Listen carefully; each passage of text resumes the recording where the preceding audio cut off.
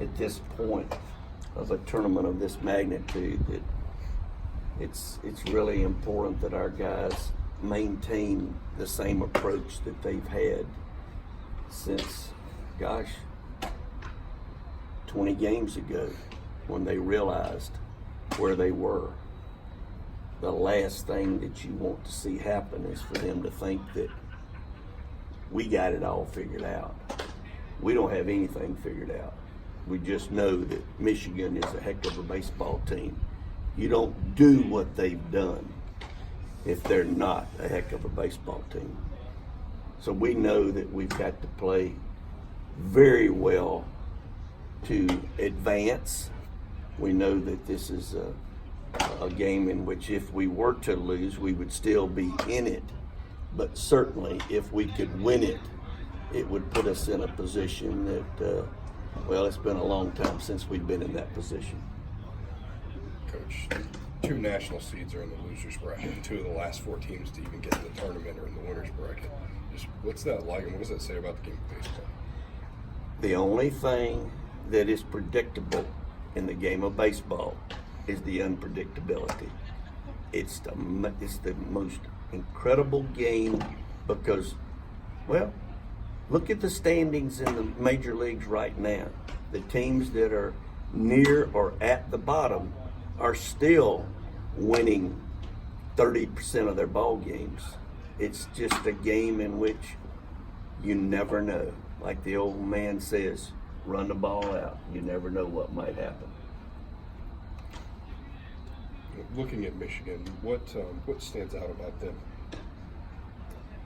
Eric Bakich has done a great job at the University of Michigan.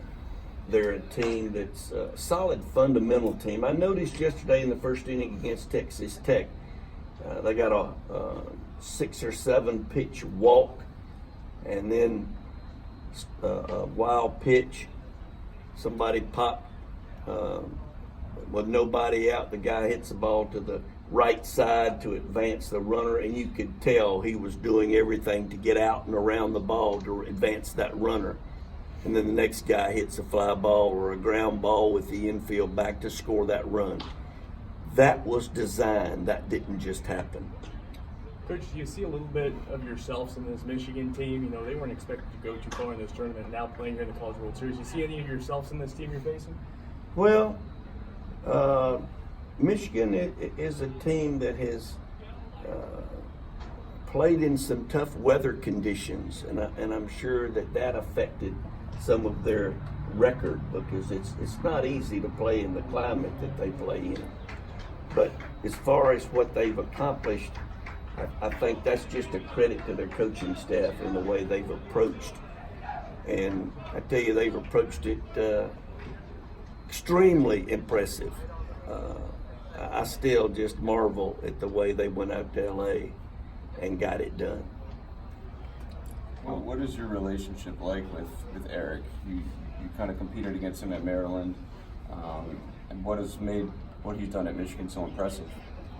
I think the main thing is just getting his point across to his team of the important attributes of being a winning team. And that's evidenced by the example I just gave you. He's a guy that is going to get the most out of his players. He's a very knowledgeable guy. He coached under a very good coach in Jack Leggett and Tim Corbin.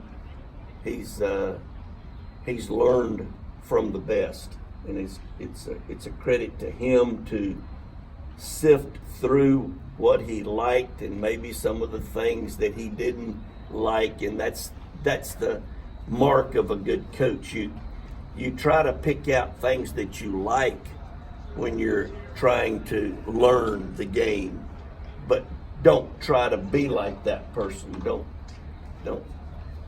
be anybody but yourself. He's done a great job.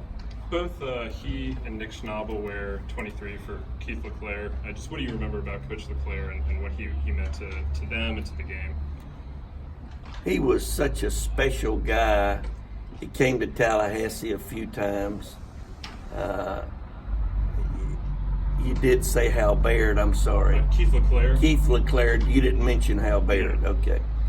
Keith has been in his mind the entire career because, of course, we lost a wonderful human being when we lost Keith.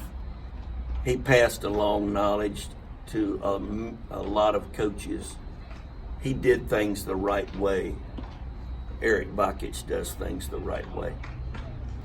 I saw the video of you last night in the hotel, saying thanks to the fans and everything. Just this fan base. I mean, how special have they been this year to you, and just making the trip out here to Omaha? It's not easy. It's not an easy trip. It's not an easy trip, Allison, but what is so neat is they were there. They were enjoying themselves. It was a fun trip, and I would say that some have come when we lost the first game, but it didn't deter them from coming back to support the young men. That's what is so special about our fans, is they support the players, and the players appreciate it, and they respond to it. There's no question that we would not be where we are today if it wasn't for the great fan base and support from our administration. Well, Evan, how unique is it what J.C. Flowers is doing to be an everyday center fielder and a closer? And I don't know how many times in your career you've had a situation like last night. With 2 outs, he scores the go-ahead run and then goes on a dead sprint to the bullpen to try to get loose. He's one of a kind. We've had guys in his situation, but none in which the contribution was so big. I can look back to when Chris Roberts was here. Chris was a great player, but he wasn't exactly the guy that we said, get him ready. Mm-hmm. It was, okay, we got Roberts. If we need him, we'll use him. This young man never shies away from any challenge. When it was mentioned to him, you got to get ready.